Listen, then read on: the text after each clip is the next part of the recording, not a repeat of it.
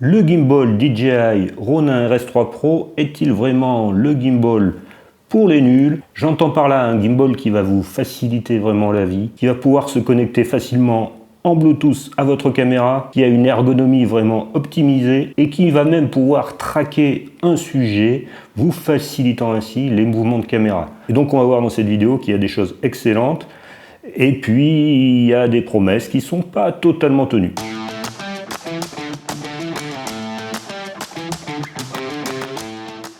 Bonjour et bienvenue sur PixelLight. Alors on va rentrer rapidement dans le concret, mais d'abord je voudrais préciser que c'est un test totalement indépendant. J'ai commandé le DJI RS3 Pro dès sa sortie pour remplacer mon ancien gimbal, et donc ça fait un peu plus d'un mois que je l'utilise régulièrement. C'est donc le DJI Ronin RS3 Pro qui est le remplaçant du DJI Ronin RS2, à ne pas confondre avec le RS3 qui est le remplaçant du RSC2. Alors je vais vous faire part de mon expérience sur beaucoup de choses avec ce gimbal. On va parler de toutes les améliorations d'ergonomie, on va parler du Bluetooth, on va voir la molette de focus, le tracking, l'équilibrage, enfin plein de choses. Mais commençons tout de suite par le Bluetooth. Ce gimbal peut se connecter directement en Bluetooth à la caméra pour permettre par le bouton d'enregistrement, le petit bouton rouge qui est sur le manche, de démarrer l'enregistrement sans avoir à toucher la caméra. Sur le papier ça paraît très intéressant, par contre à l'usage, il y a plusieurs inconvénients. Le premier inconvénient, qui est un inconvénient majeur, est que périodiquement, ça fait planter le Canon R6 qui est ma caméra, et pour pouvoir redémarrer la caméra, je suis obligé de retirer la batterie. Peut-être avec certaines caméras, ça fonctionne correctement, mais avec la mienne, ça fonctionne pas très bien.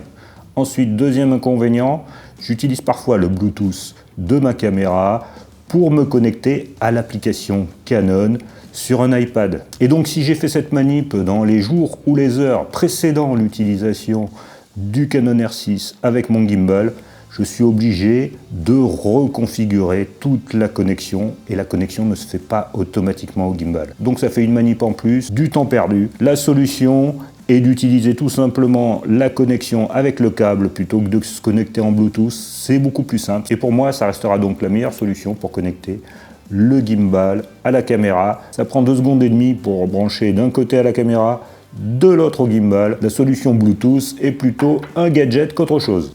Mais parlons maintenant des fonctions globales d'ergonomie et notamment de l'écran. Cet écran qui a une taille tout à fait acceptable, qui permet de gérer facilement les configurations. Le tactile a une très bonne réactivité et la répartition des différents écrans est tout à fait agréable. L'écran de gauche, on va voir la gestion de la connexion. L'écran du haut, on va voir les différents paramètres de configuration sur lesquels on ne va pas aller très souvent. L'écran de droite, on va avoir la gestion des panoramas et timelapse.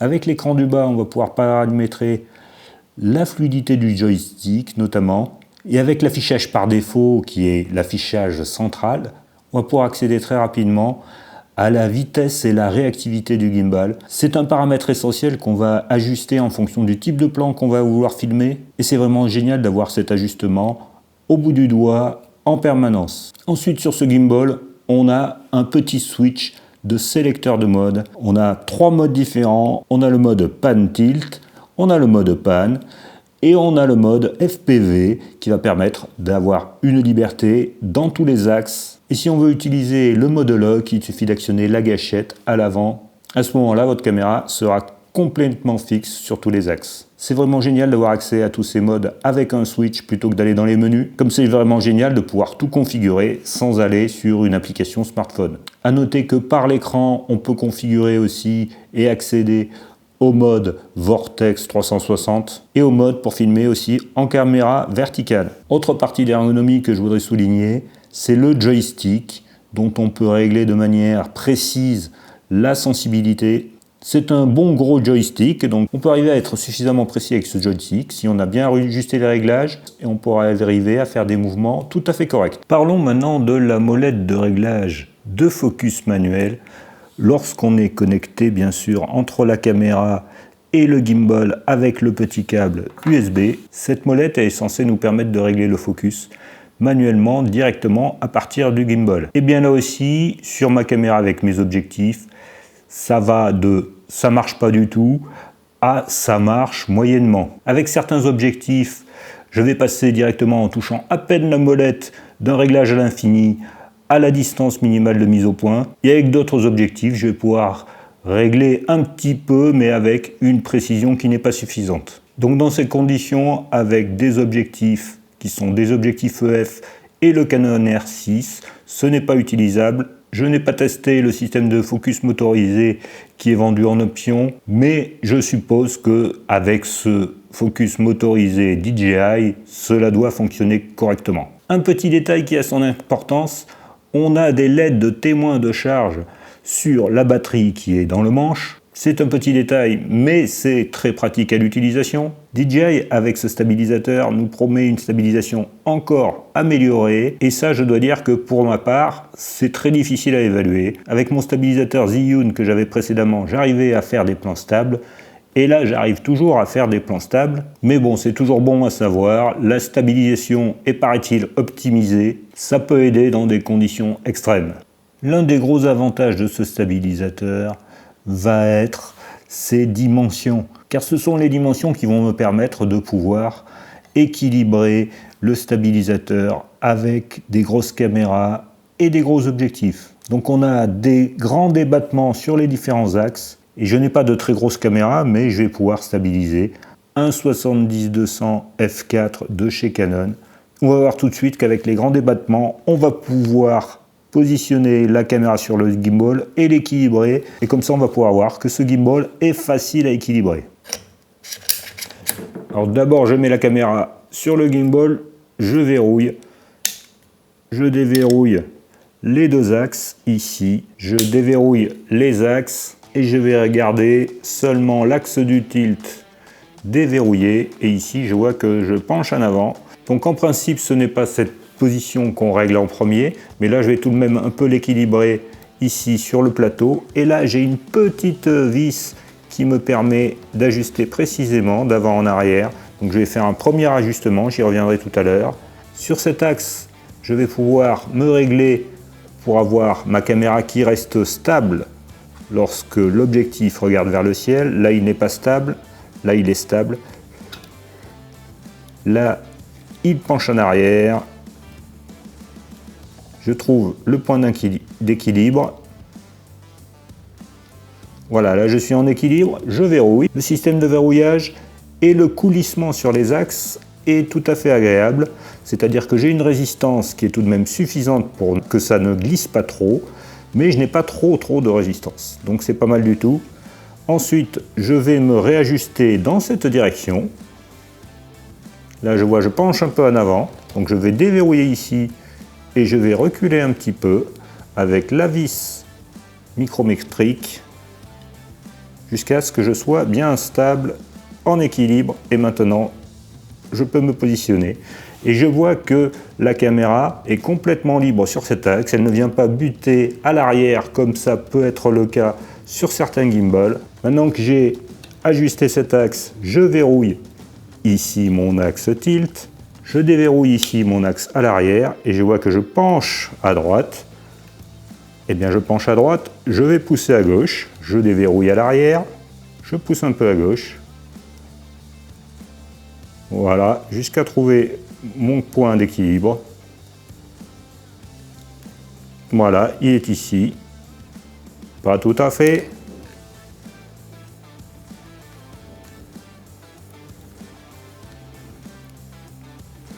Voilà, et maintenant dans ces deux axes, je suis bien équilibré.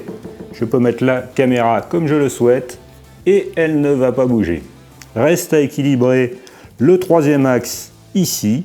Donc je vais déverrouiller en bas mon axe. Et pour cet axe-là, il suffit de pencher dans un sens et puis pencher dans l'autre. Et on doit pouvoir positionner la caméra comme on le souhaite, sans qu'elle tourne.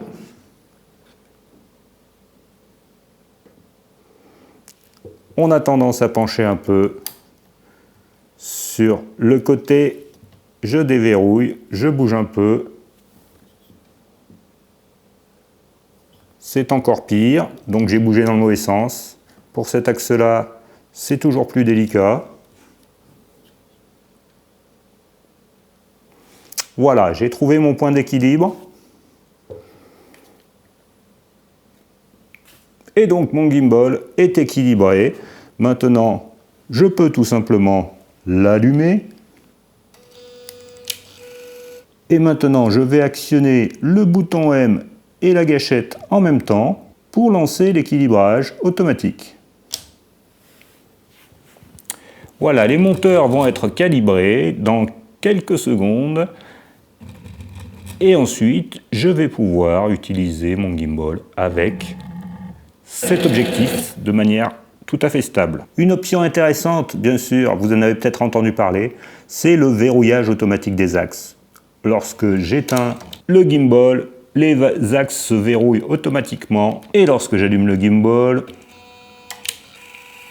tous les axes se déverrouillent automatiquement aussi. Pas de risque d'avoir oublié un axe verrouillé. C'est pas grand chose, mais il fallait y penser, ça simplifie la vie. On se retrouve en extérieur pour pouvoir voir mieux le gimbal en action. J'ai équipé le gimbal du système Raveneye qui va nous permettre de tester le tracking, puisqu'il va pouvoir transmettre en Wi-Fi à l'application sur un smartphone. Mais d'abord parlons de la poignée, puisque c'est bientôt la rentrée. La poignée cartable ou la poignée mallette, elle est vraiment bien pratique. Je pense que c'est une bonne amélioration par rapport à la précédente poignée DJI. Sur les versions précédentes du gimbal, on conseillait de prendre une poignée small rig. Ici, elle a été pas mal optimisée. On peut voir que dans cette position, l'équilibre est bon. On a un système de crantage au niveau de l'articulation réglable qui permet que ça ne bouge pas du tout. La fixation sur le gimbal est rapide et à mon avis elle est fiable, je peux lui faire totalement confiance. On a ici une cold shoe et un filetage pour pouvoir éventuellement monter un écran ou autre chose. Bien que si je filme dans cette position, l'écran va être vraiment proche de mon visage. En mode position basse, l'écran pourquoi pas. En mode position haute, ça va pas être idéal, on va avoir vraiment l'écran dans la figure. Ça dépend la vue que vous avez aussi.